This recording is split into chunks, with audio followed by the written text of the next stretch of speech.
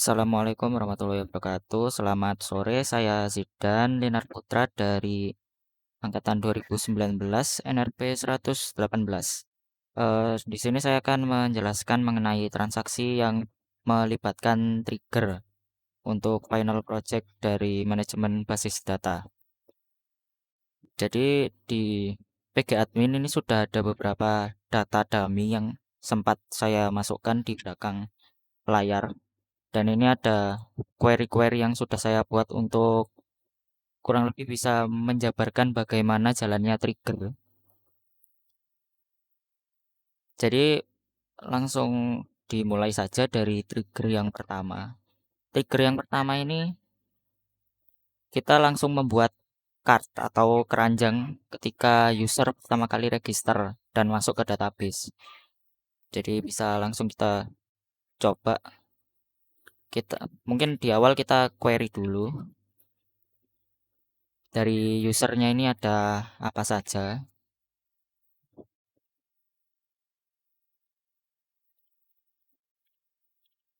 Ya maaf ini tadi ada kesalahan karena memang tidak bisa langsung pakai user ya di Postgre.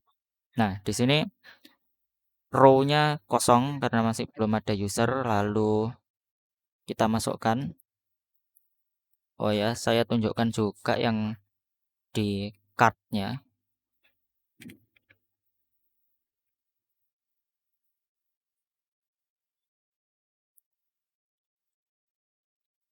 Nah, jadi di card juga tidak ada.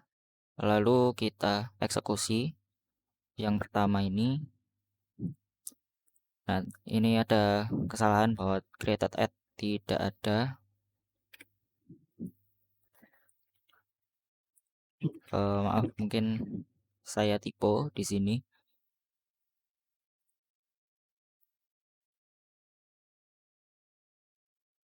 Oh ya,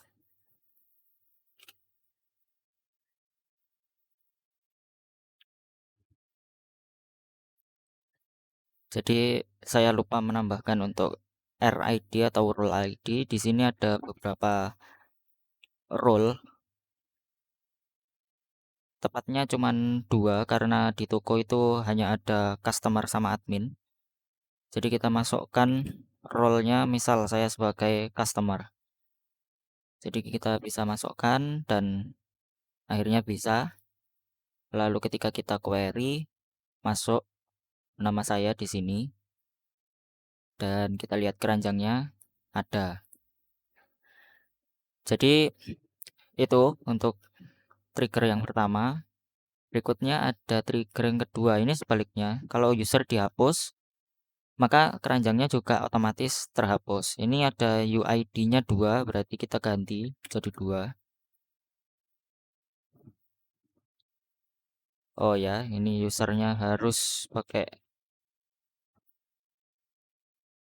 Lalu setelah dieksekusi kita lihat di user sudah kosong, keranjangnya juga kosong. Oke, kita insert lagi saja karena sudah cukup menjelaskan tadi. Berikutnya trigger ketiga. Trigger ketiga ini mengenai mengurangi produk setelah dibeli. Karena kalau produknya dibeli otomatis stoknya bakalan berkurang. Sama trigger ini triggernya sekaligus bisa ke 5, ke 7 sama ke 9. Jadi yang ke 5 itu mengenai mengurangi maaf, menambah total harga yang ada di transaksi. Jadi kalau misalnya masuk ke transaksi otomatis total harga di transaksi itu menambah.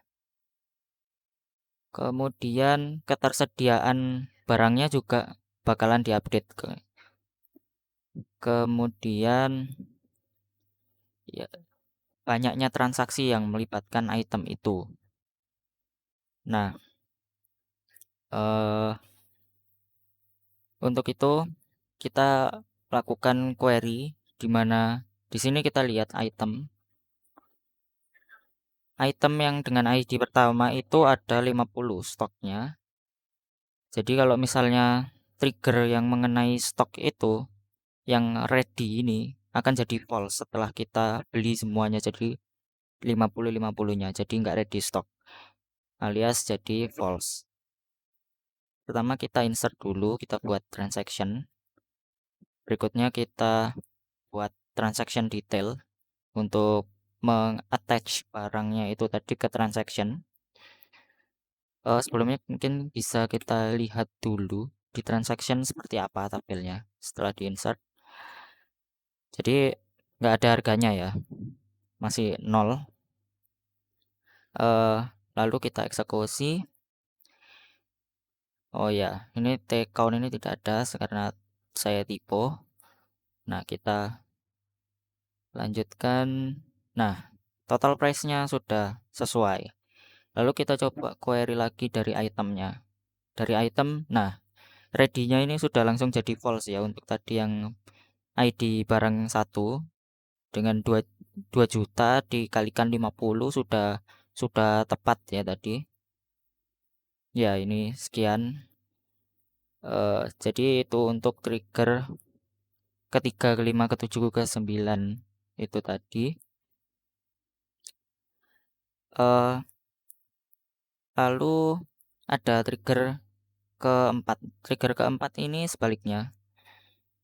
Kita menambahkan stok barang kalau misalnya stok barangnya ini, misalnya barang itu nggak jadi dibeli atau transaksinya dibatalkan gitu istilahnya.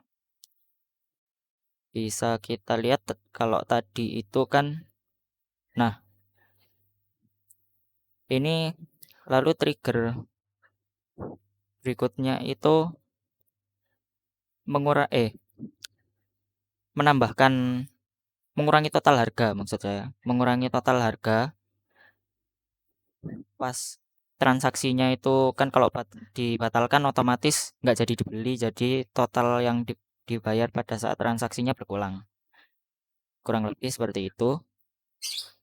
Tadi sudah ditunjukkan untuk itu kita hapus saja, delete.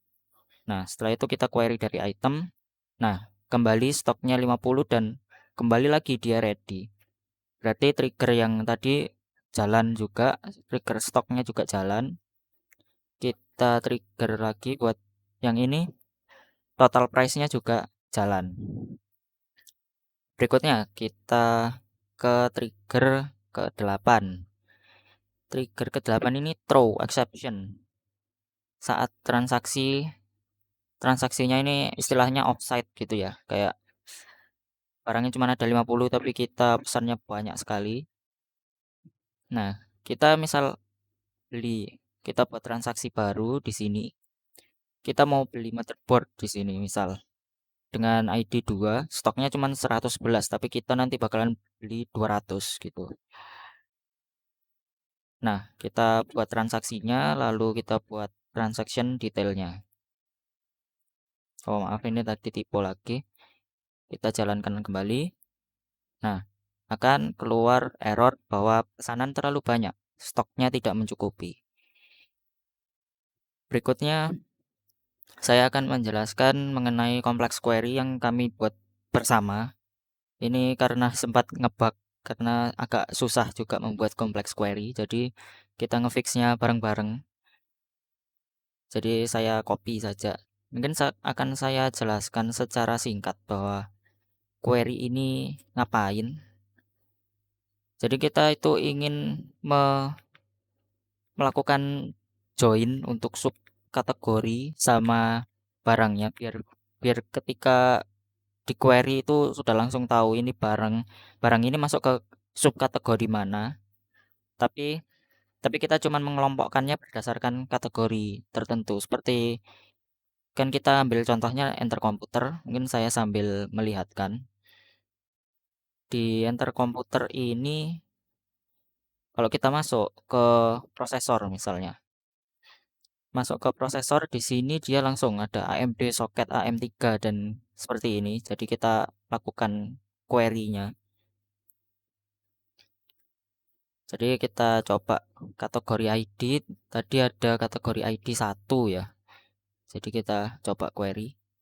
Nah, kita kita dapat bahwa barang ini harganya berapa, subkategorinya namanya apa dan kategorinya namanya apa. Sudah persis sama yang di webnya, seperti apa yang ditampilkan. Baik, mungkin itu saja yang bisa saya jelaskan untuk trigger dan kompleks query. Mungkin kurang lebihnya mohon maaf. Selamat sore. Wassalamualaikum warahmatullahi wabarakatuh.